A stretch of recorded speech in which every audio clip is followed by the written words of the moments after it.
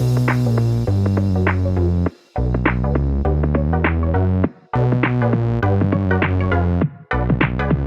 welcome everybody to another episode of Chris and Dave's Reality TV Cast. I'm one of your hosts, Chris, and my co-host and very good friend is Dave. Hey there, Chris, and hello to all listeners out there. Welcome to Chris and Dave's Reality TV Cast. We are covering Married at First Sight Australia, Season 10, Episode 14. Now, Chris, honestly, in this episode, there is only one place that we can start today, and it's the wedding of Hugo and Taylor. So what did you think of that? Well, we've just got rid of Melissa and Josh, and if the accusations are correct, Josh was in a controlling relationship. All right, those accusations. Yeah, there was all sorts of accusations, but he was in a relationship with someone who's very controlling, very, demanding, as she called herself, alpha. And I have actually seen Dev, I've not watched it, but I believe she's on a bit of a goody two-shoes campaign in Australia. I've got to watch these interviews, so I need to. The tea is going to carry on with that lady. Is it the edit? Was the edit wrong? The Olivia edit? Yeah.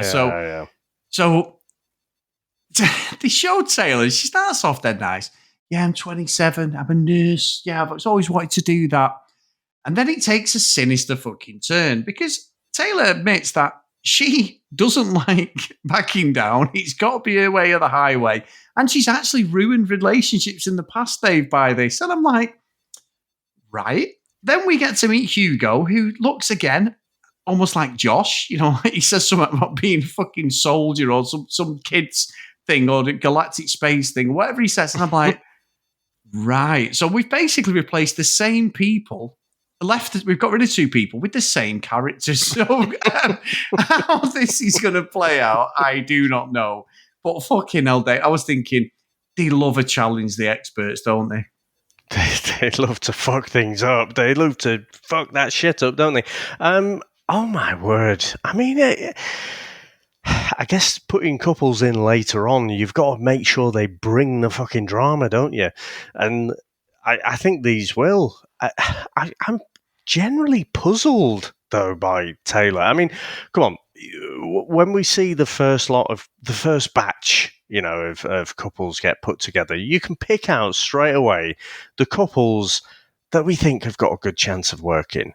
And then there's the couples that are just there to provide the entertainment and drama. And these couples are just the latter, aren't they? There's no way these are working out at all. But the thing that I guess perplexes me about Taylor is the fact that she's a fucking nurse. Like, I generally, one of my core beliefs is that people gravitate to doing the job that they want to do. Right? They find their way to that. There's something about it because we can all make money doing lots and lots of different things, but there is something that draws you towards doing what you eventually settle on doing at any particular time. I mean, I know people move to different types of jobs and stuff all the time, but there's something at the core that whether it's sense of achievement, whether it's actually salespeople generally they're quite money motivated, but actually when you look deep into yourself, there's something about it. It might be having lots of free time, Chris. It might be having the freedom, but you know what I mean. I'm not saying that everyone ends up with their perfect job because that's bullshit, but people gravitate to doing what they want to do. Yeah. Taylor seems so far away from being a nurse where ultimately, they call it the caring profession, I'm told. There's not a fucking caring bone in her body, I don't think. So I just think she's doing the wrong job. I mean, yes, I could Google it. Is she actually a real nurse, or is it one of these where, she's been doing something else and then she spent the last 2 weeks training as a nurse or something, so she hasn't actually found out that, you have to wipe people's arses and, do lots of stuff that is not glamorous at all. I mean, Jesus Christ, when they were interviewing her and she had a kind of scrubs on, it looked like it took her 3 hours to get made up, all the makeup and everything that she had on. So it's like, well, that's not going to work every day at work, is it? Fucking infection hazard. So I don't know. I'm just perplexed by these, but Christ almighty, I cannot think of anyone who was quite as underwhelmed as she was at the altar. And, she has no poker face whatsoever, does she? No. She she even said it. She went, he's not my type. Nope. And I got the same vibes as what happened with Melinda and Leighton. Lawton, is it what he's called? Leighton. And it was like, same scenario.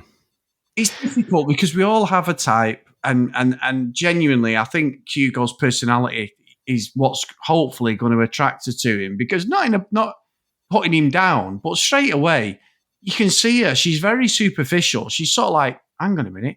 This guy doesn't look like Duncan, say, or apparently, as Bronte says, fucking Harrison's the greatest looking guy in the whole wide world. But you look like very superficial. So at the moment, anyway, there doesn't seem to be much depth there, does there? And if she wanted her own way, then she'll get her own way. So I think this Hugo's in for a rough ride, Dave. I mean, hopefully he'll end up like Melinda, because Melinda coming very brash and that, and we haven't seen a lot of that side of Melinda on the edit at all. She's actually they seem to be quite a good connection, and she settled in well into the actual experiment, as he keeps saying.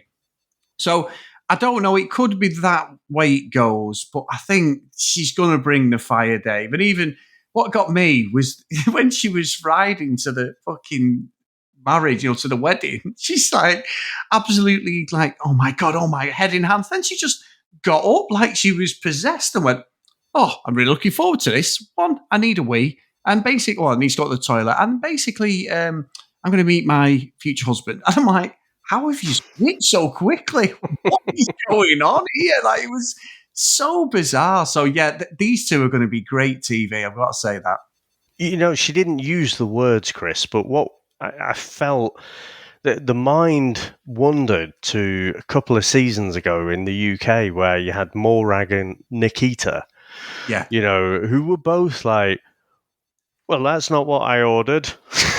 Yeah. It's like, well, I ordered a side of beef and, someone who's rugged, green eyes. Nikita had a right old list on her, didn't she? But, it's weird. I mean, this is blind date to the extreme. Yeah. But, surely if you roll the dice, you have to entertain the idea that someone you don't conventionally find good looking is going to be on the other side of the altar from you. So, it's just, let's see, I hold out 0 out of 10 hope for these two, Chris. It is just, but I'm looking forward to the drama. But the thing is, I am looking forward to the drama, but with what happened with Melissa and Josh, the way that ended, it wasn't entertainment anymore, was it?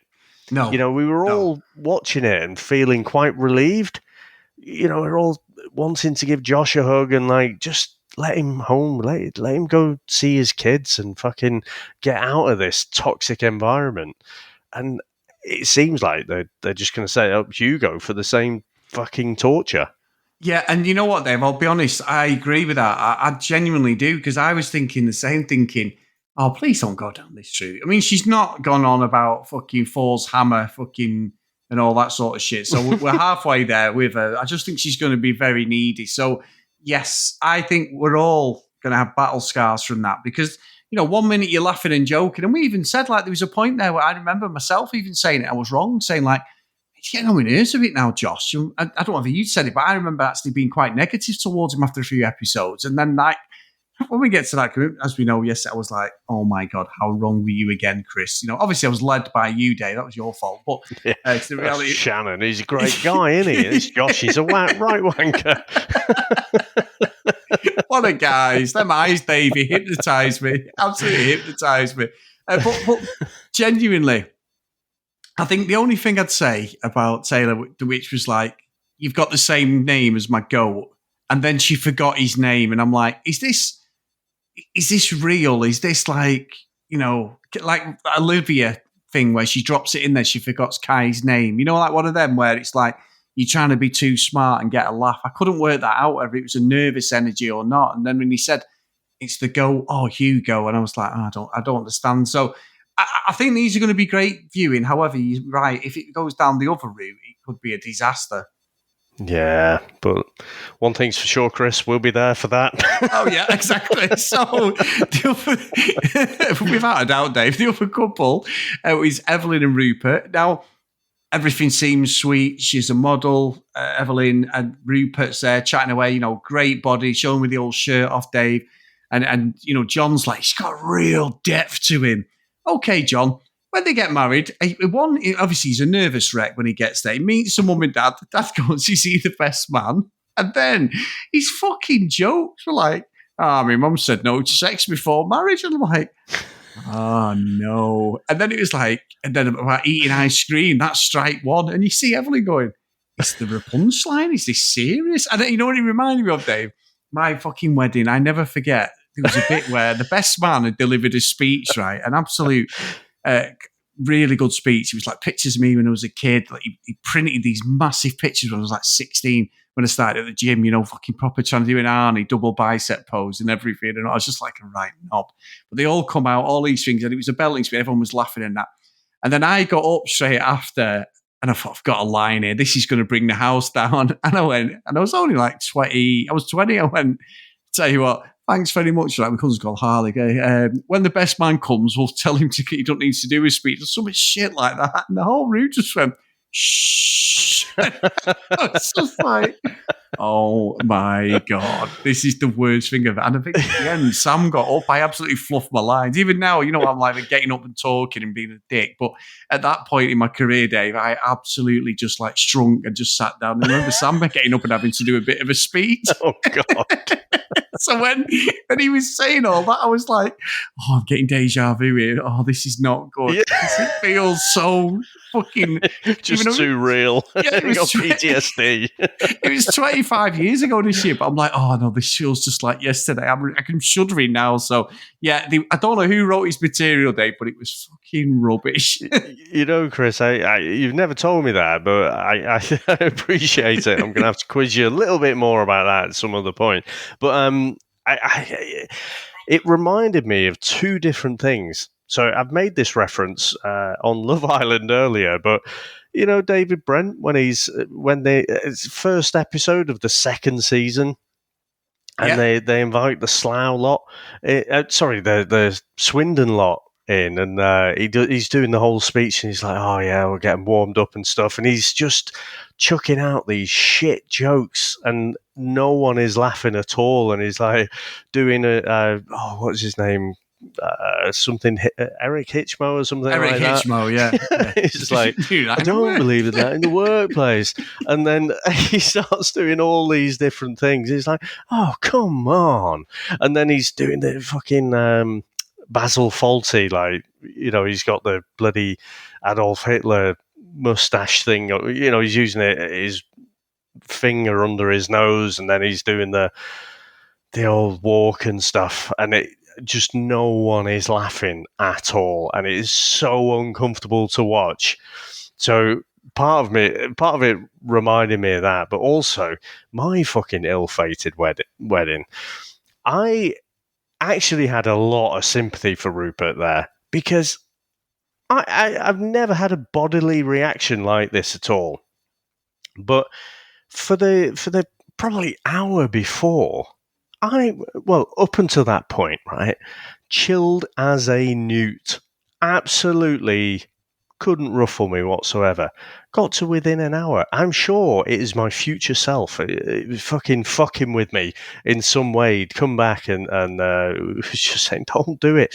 But instead, my body just went into this weird fucking nervous reaction. And you get interviewed and stuff before, don't you? It's basically prove you are who you say you are, and you know who you're marrying. It's not fake marriage or anything like that.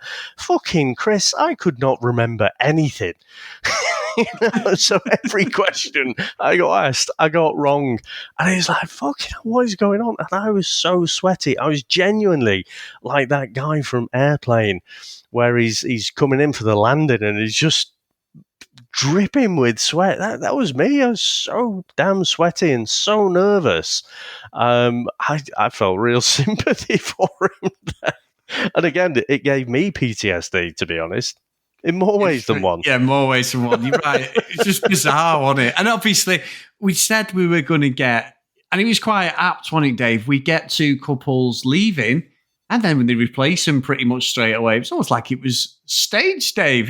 So we do get the contestants go to the wedding. Again, for me, it sort of doesn't validate the new couples coming in, because you've got all these, the current contestants coming in. And I just can never understand that. I just never get it, because obviously the families are there, aren't they, for these people, or supposedly. We don't see a lot of the family interaction then, because the OG contestants are there. So I don't know. I know that's part of maths, and it's gone on ever since we've been covering it, the last 2 or 3 seasons. But I don't know. It just never sits well with me. But then, obviously, they all get a free buffet at the fucking receptions. And this is where this whole episode is led about Clare from nowhere, Dave. I've got to say, I mean, we call this, both of us, didn't we, saying this is not the end of this night out with Adam. But we call this and said, it's definitely something's gone on. 100% right. From they are getting on so well, Dave. It's almost like it's staged, I would say, Dave, because it felt a bit staged, this. It was like, why are you revealing this now? And she pulls Sandy and the cameras are there. And she's like, yeah, we did kiss. And all I kept thinking about was, and it did flashbacks, is fucking Jesse, bottle of champagne for Adam and fucking Janelle, hugging Adam hugging him. Adam is a fucking scumbag. She's a scumbag. It's like she went through all that stuff. I'm not showing you your phone. Me and you both call that out. Then they were sat there and she's calling him out for being like, jealous, and made him apologize. And he absolutely self-evaluated and he changed completely. This is going to fuck him over. I mean, when she was telling him, when it got to the reception, his eyes are flickering. They were outside. They were like, they'd gone outside, but you could clearly see there was microphones next to them, because the fucking sound of that camera must have been phenomenal to pick them up from how far away it was. And they tried to make it like it was this sort of off-the-cuff, conversation. But Jesse looks like he'd gone through it a couple of times, because one of them, he looked like he's smirking as it was going on. I'm like, not that I'm not buying it, and not that this didn't happen, but it felt like a Towie a bit, where they've had to rehash this because it's been revealed off camera. So they've gone, shit, we need to show this on camera. I don't know. It just didn't feel right, if that makes sense. However, I was gripped, and if anything's to go by, the next episode is going to be unbelievable. So, I mean, what did you think of that whole thing, Dave? I mean, I'm trying to remember what we actually said. Because Adam seemed to have an alibi. Now, again, I wasn't it Cam who vouched for him? Cam, yeah, and he had to go with us. So, this conspiracy can go deeper, but I think we both said, there's something gone on here. Yeah. And the thing is, Jesse, he didn't just walk away from it saying, look, I fucking know there's something going on there, but I'll just, I'm going to get past it. No, he went full on apology, like you say, buying a bottle of champers for him, unreserved apology. And it's like, oh, fucking hell. Now, again, like you say, some of this stuff could be staged, but I am prepared with this to just take it on face value for the moment. And the fact is, when Jesse was being like a massive dick, it was probably easier for Claire to just, ignore what her role in all of that was. Because that was the thing that made me suspicious. When Claire and Jesse were arguing, she was deflecting. She was going... Any question about what happened, she was just ignoring her role in it and just going straight to Jesse's behaviour after the event. Yeah. The thing I kept thinking, Chris, is fucking hell, if we do take all of this on face value, how does Jesse ever fucking trust again? Yeah. Because he's literally, seemingly had this breakthrough. He's like, oh, I've got real trust issues. Man, I shouldn't be such a dick. I should trust more. Oh no, you did fucking cheat on me. Fucking brilliant. It's like, it's quite, well, sort of gripping TV. I don't want to say it's brilliant TV because I'm kind of a little bit sad about it as well. You know, it just, it's not nice. You know, the whole thing really. So yeah, I just feel sorry for him, to be honest. Yeah, I do. What doesn't sit well, Dave? We could have another Josh situation on again, and he has broke himself down to admit all his faults. He even says, "I've got a jealousy issue," which, you know, everyone gets jealous. I've said it before, but he's openly admitted that on national TV, and he's been made to look silly. We were all saying, like, what a turnaround! How can he just change so quickly? But he's took that on the chin. Let's take it at face value. He took it on the chin. He's going to go back there and some, Dave. He's going to go complete. He was completely right. His gut instinct was there was something up. And even Janelle was taking the piss out of him, Dave. And she's not seen that bothered Janelle either, has she? Like, even the whole thing, she sort of questioned it the day after, like, oh, there's a bit of a question mark. But it's never been expanded on in the show. So I think it's horrible what they've done for him. And John and John, Mel and Alessandra have got to lay into these two, because by the looks of it, off the VT, Adam is just taking no responsibility. And what a fucking surprise with that no mark, Dave. Absolute blagger he is. You could tell from the start he's something wrong with him. He's shifty and dodgy, and this is all going to come home to roost now, because she says as well, they're obviously talking by text that he's been telling her not to say anything. And that's what got her with Sandy. She's like, he keeps telling me not to say anything. And it's like, wow, you know. So he's another one. So there's Shannon, Harrison, and Adam, three dodgy fuckers on this one. I thought the Love Island blokes were bad, but this lot are worse, aren't they? Yeah. You know, at least the Love Island guys are generally a bit clumsy and a bit shit. But this is a different level of manipulation, isn't it? And just like I say, taking it all on face value, it's just fucking shit. And I don't know how Jesse and Claire actually move on from that, because again, focusing on him, like I'd said, Jesse and Claire are not going to work, but you know, going through this process, maybe he could learn some lessons and you know, have the camera pointed back at him so that, you know, he understands some of this behavior is unacceptable. And I think all of that is still valid. Just because, you know, Claire and Adam had done their thing, it doesn't excuse how Jesse reacted after. Yeah. So it's just one of those, it's like Game of Thrones, isn't it? It's just everyone's a bastard.